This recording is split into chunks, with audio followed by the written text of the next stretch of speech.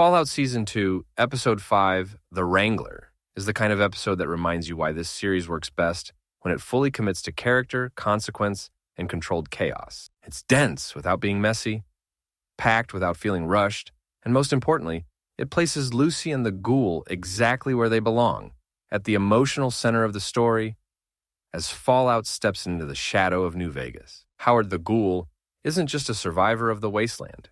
He's Cooper Howard, a man whose life was shattered before the bombs even fell. Once a pre-war Hollywood actor and Vault-Tec spokesperson, Cooper sold hope, safety, and family security, believing he was helping protect ordinary people from the end of the world. But when the apocalypse arrived, that world crumbled, and so did his humanity. Exposure to catastrophic radiation transformed him into a ghoul, a living relic with centuries of survival etched into his scarred skin. Over decades, he became a ruthless bounty hunter, known simply as the Ghoul, feared across the wasteland, yet still driven by a single, unshakable goal: finding his wife Barb and daughter Janie, who may have been hidden in Vault-Tec's secret executive vaults. His alliance with Lucy exposes the fragile humanity beneath his monstrous exterior, proving that he isn't evil. He's what happens when a good man outlives his world and is forced to navigate morality in a place where survival alone is a victory. From Deathclaws at the gates to secrets buried inside Vault-Tec computers, this episode feels like a pressure cooker tightening from every direction.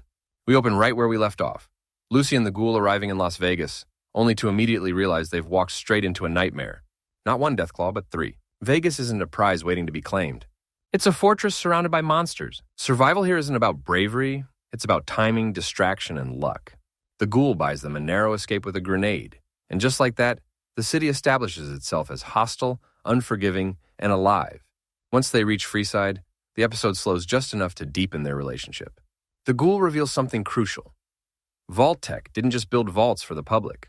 They built private vaults for their leadership places, meant to outlast everyone else. He's spent years tracking them down across California and Oregon, always empty, always one step behind. Vegas is different. If Lucy's father's here, then this city might also be where the Ghoul's family has been hidden all along.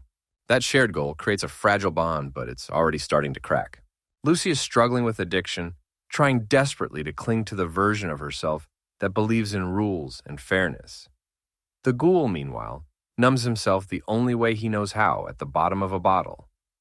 Their coping mechanisms couldn't be more different, and the Wrangler makes it painfully clear that one of them is changing faster than the other. The episode's flashbacks are where Fallout truly flexes its muscles. We return to the pre-war world, as corporations descend on Las Vegas to decide the fate of humanity under the guise of progress. At the center of it all is Robert House, the mind behind Robco, orchestrating the future from behind layers of automation and misdirection. Robert House isn't just a pre-war tycoon, he's the human embodiment of strategy. A man who survived the apocalypse by predicting it, House reduces human lives to variables, probabilities, and calculated risks. He doesn't just plan for survival. He models the future, measures the consequences of every decision, and manipulates people like Cooper Howard, Lucy, and the Ghoul as pieces in a massive chess game. When Cooper finally meets the real House in Episode 5, the tension is palpable.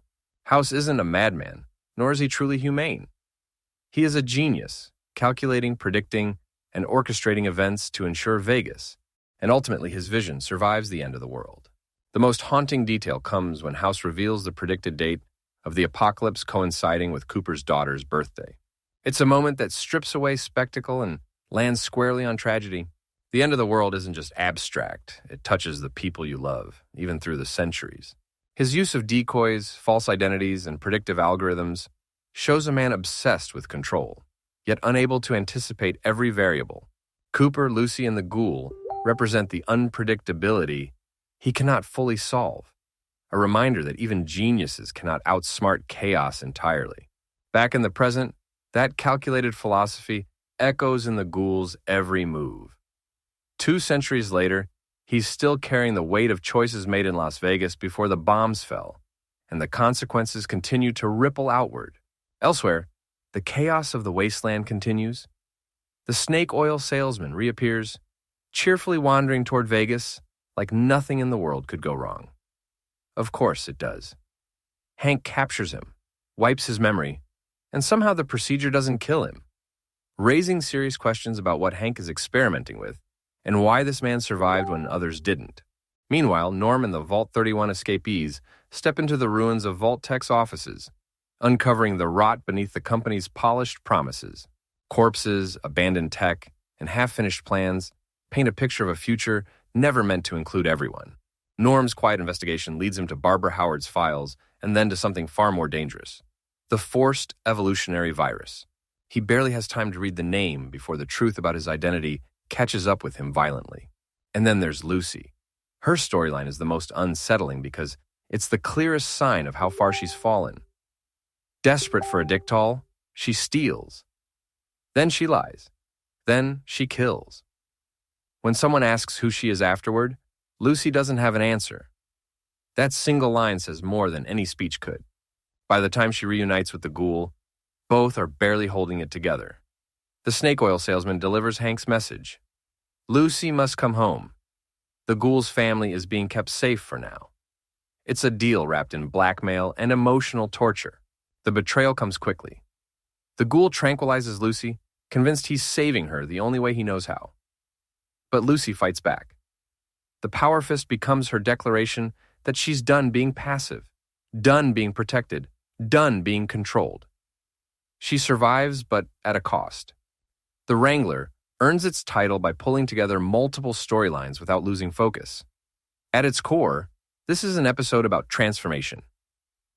Lucy becoming someone unrecognizable, the Ghoul rediscovering pieces of his humanity, and the world itself inching closer to another kind of apocalypse. Vegas was never going to be safe. But now it's personal, and Fallout has never been better